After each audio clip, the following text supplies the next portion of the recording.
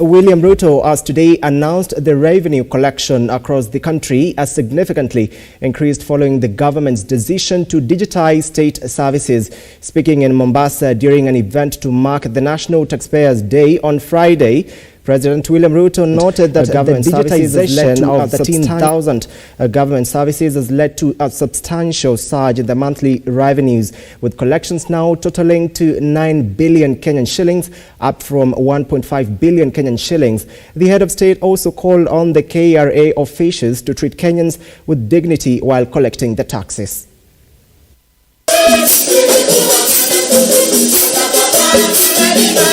As Kenya Revenue Authority marks Taxpayers Day, President William Ruto has called on the taxman to be responsible while collecting tax and treat Kenyans with respect and be cautious. KRA, I am sure, now knows that it is possible to be courteous, kind, and gentle to taxpayers, and at the same time become even more effective and efficient in tax collection.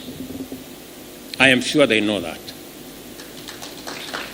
The head of state also sounded a warning to officials seeking to misuse tax collected through corruption, saying there is no room to waste taxpayers' money. We must give the institution of the Auditor General's office the necessary capacity, leeway, and latitude for them to hold every government agency and every government ministry and the whole of government accountable to the people of Kenya through audits, and make sure that we spend the people's money efficiently. The president is clear that his government will not entertain leakages, pilferage, misappropriation, corruption, and irresponsible spending of taxpayers' money.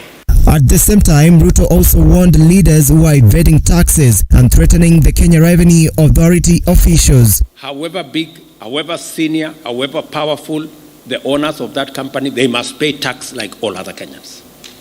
And that nobody should threaten KRA using their positions, using their connections, using their power for them to avoid paying tax. Setting the next KRA target to 4 trillion Kenyan shillings, the head of state credited the milestones to the digitization of the government services. Our decision to significantly enhance efficiency and integrity in the provision of public services to citizens by digitizing over 13,000 government services has gone a long way to enhance revenue performance.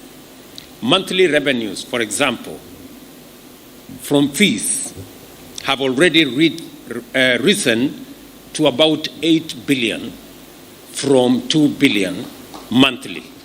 The head of state insisted that he will be leading from the front of the taxes. This comes as Kenyans decry over high taxes. John Matava, Look Up TV.